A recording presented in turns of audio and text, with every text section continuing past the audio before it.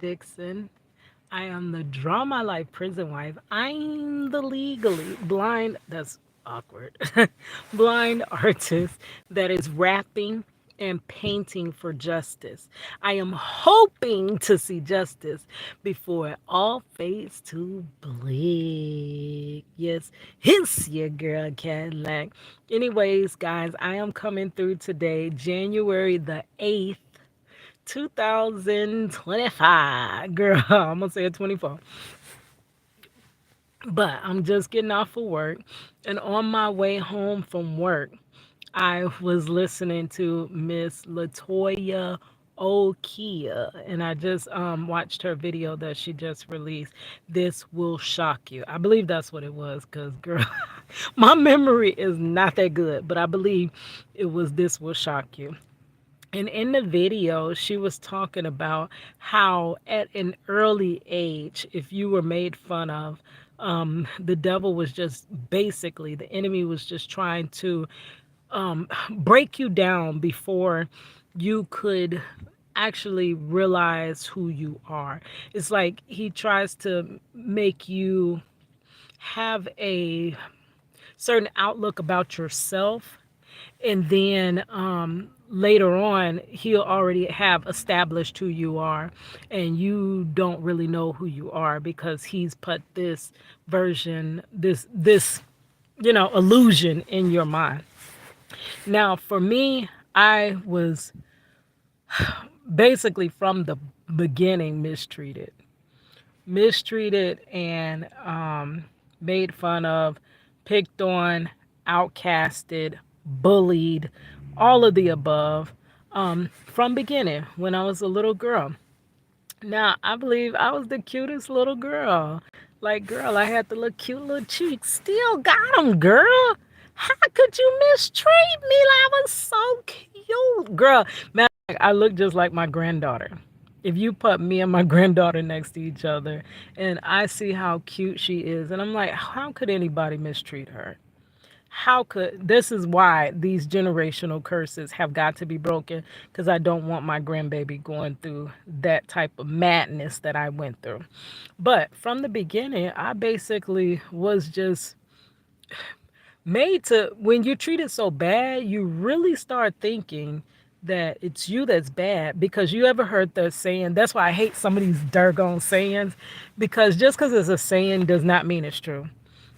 Now, the saying, if there's a problem if you have a problem with everybody, usually it's going to be you and not everybody can't be the problem.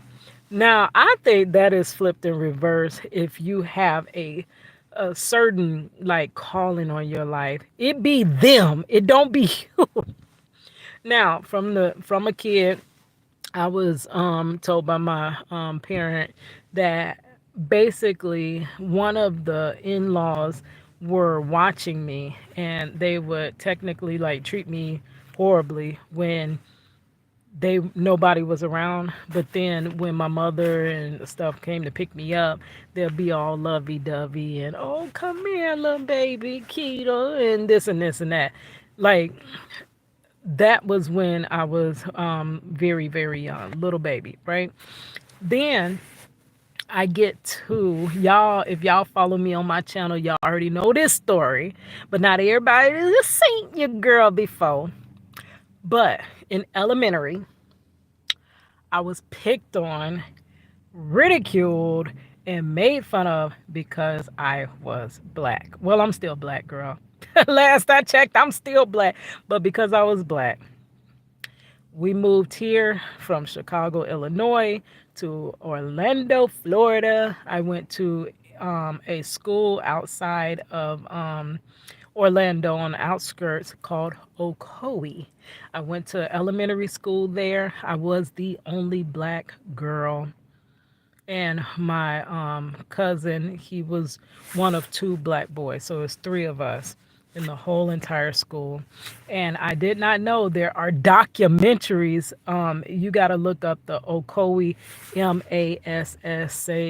Massacre. I don't know, because girl, my spelling ain't right now. But look that up on Netflix. It was about how basically they pushed all the black people out of this town and by force, right? By force. And back in the 70s is when black people just started moving back to this city. Fast forward mid 80s, we came and I went to school in that city. So it was a couple of black people sparsed around, but it wasn't many. And I was one of the first. I didn't even know this was basically history. They did a whole documentary without me. They went and got folks when y'all had about 10 to 15 black peoples in that school, or probably more.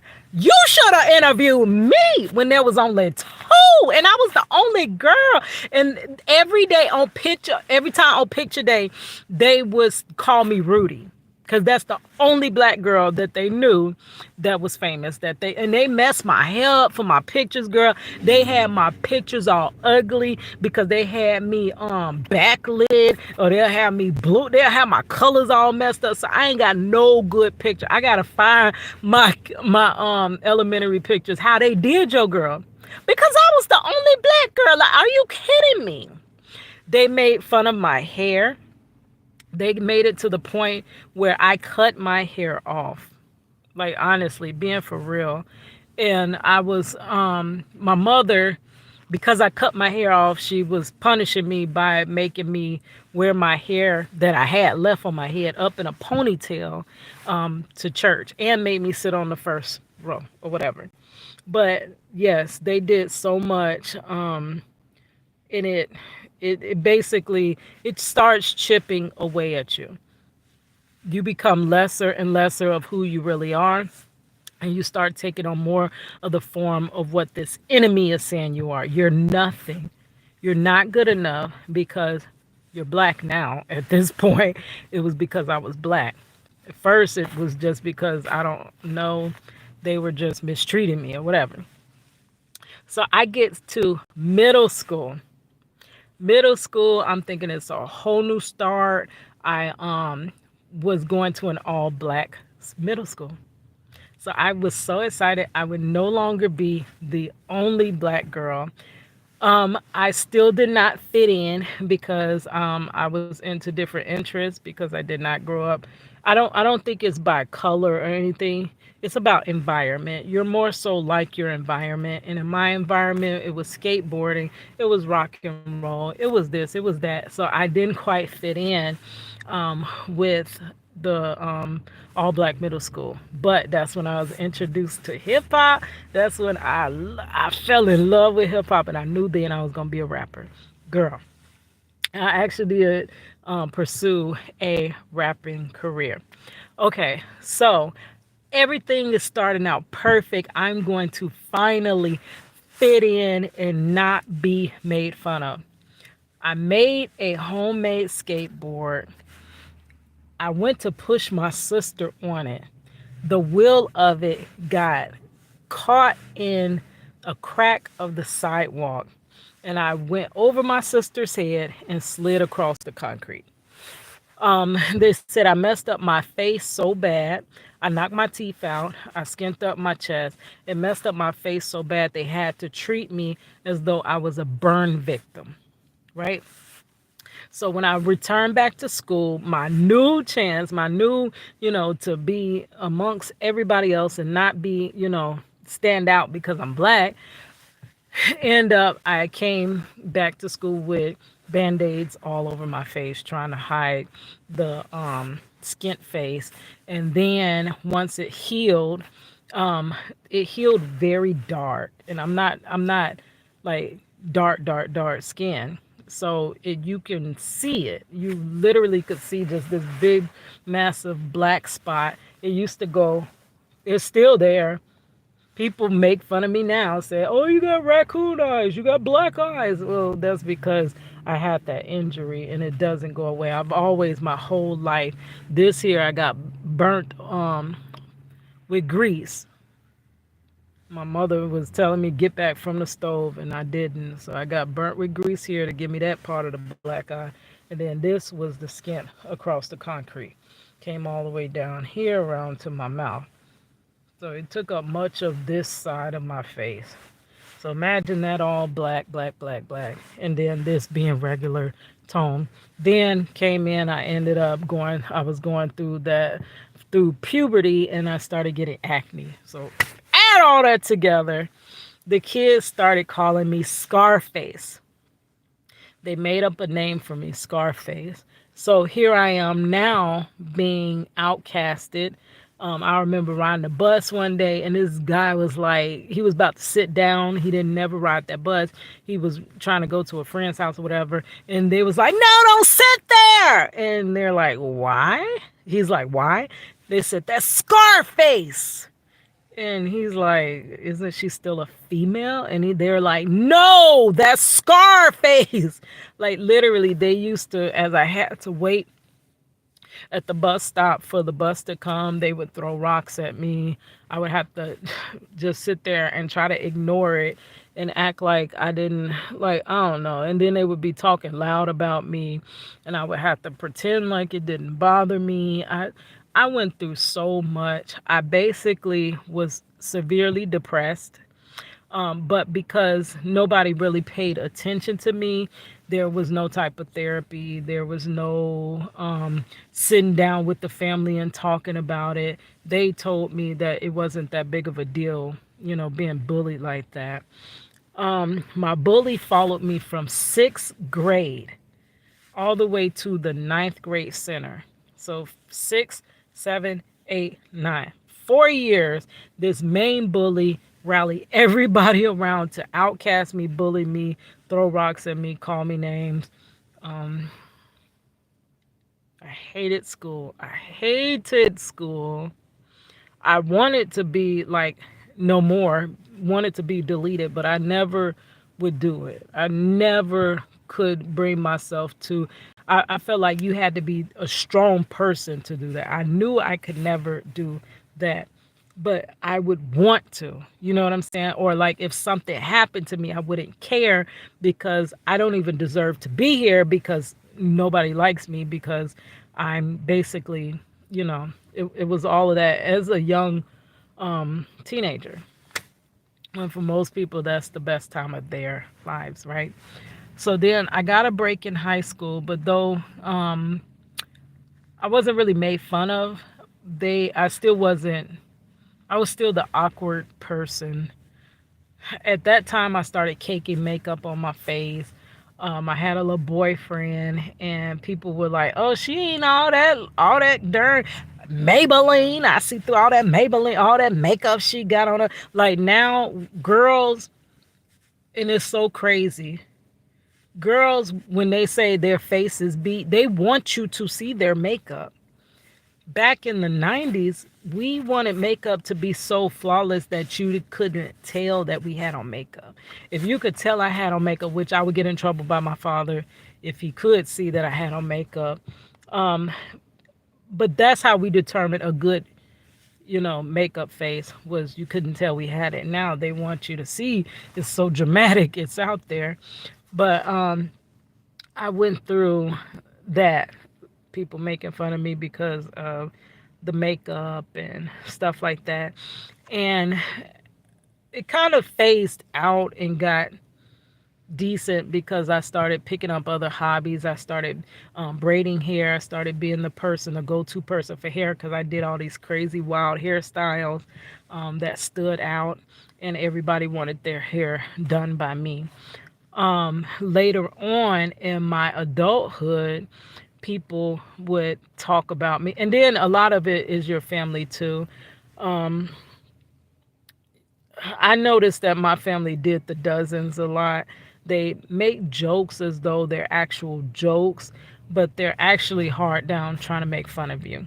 I also was the outcast in my family. Like literally, y'all know I got so many stories about this that no matter how good I tried to be, I was invisible until, I did something wrong. Then they made the biggest deal about it. But having little siblings, everything became my fault. Whatever they did was my fault. What I did was my fault. So I felt outcasted and kind of bullied by my family as well. What would happen is because I would always get in trouble, I would have my little sisters antagonizing me basically because they knew that mom and dad was not going to check them. They were going to check me. So they were always doing the most, trying to trigger mom and dad to jump on me, like jump, not like physically jump on me, but start ridiculing me, start saying negative things. And it was just so crazy. Then we get to my early 20s. I finally thought that I found my family because I was always outcasted. All I wanted was to be loved. I wanted friends, but friends, always would reject me. Nobody really wanted. Over my lifetime, I could tell you all the friends I had, and it's not many. It is really not many. I'm not nobody's favorite choice. I used to have this saying, I'm nobody's favorite person. I always used to say that.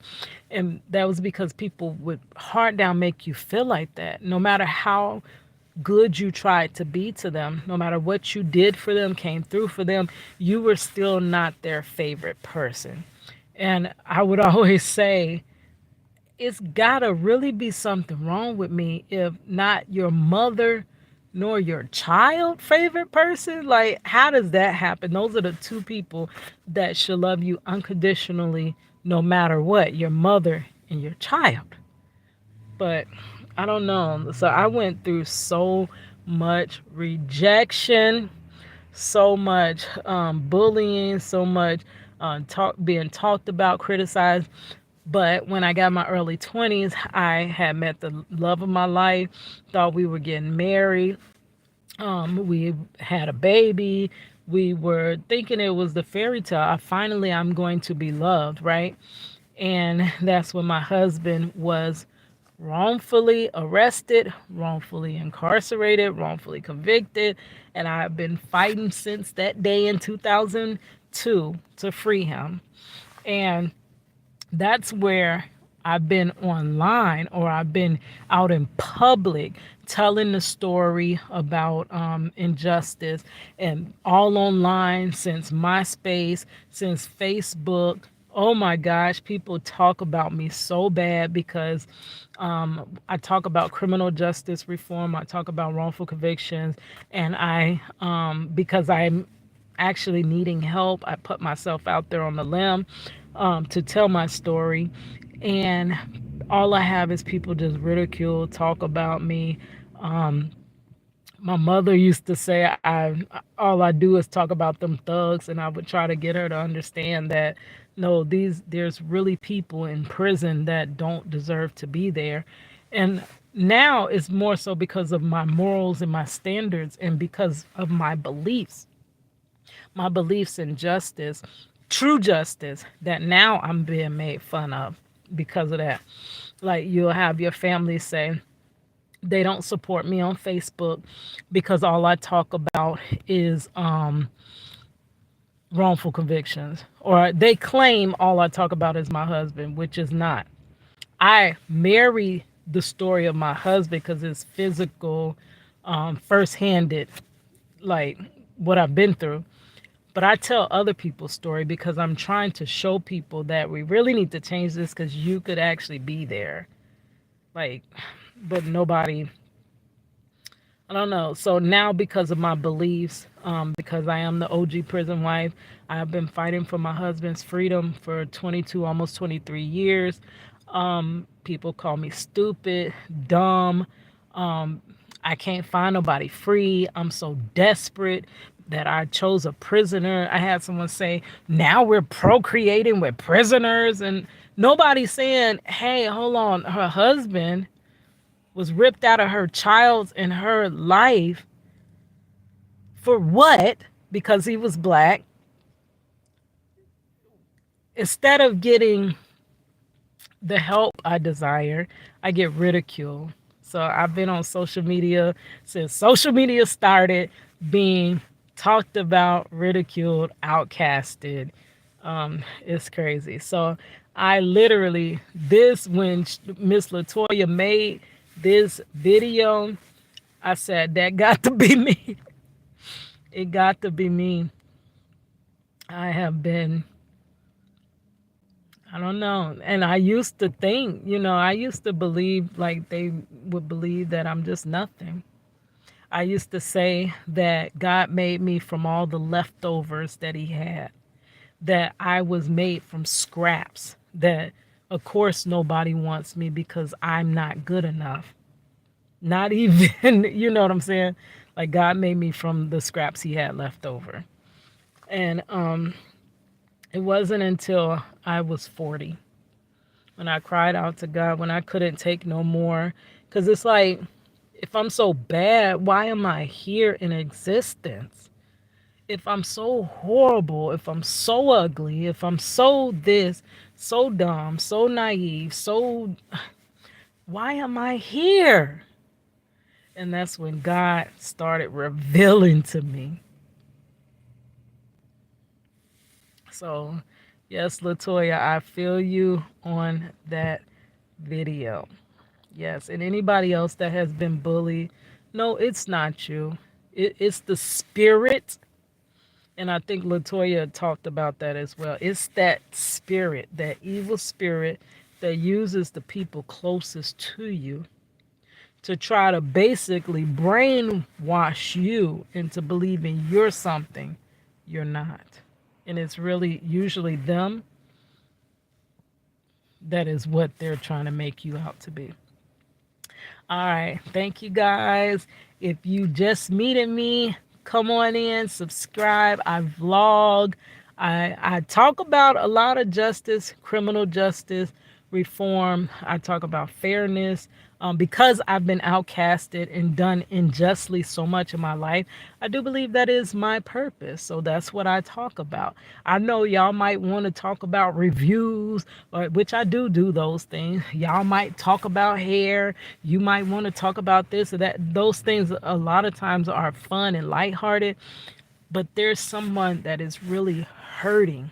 And I talk about that. I talk about that underdog because I've been the underdog my whole entire life.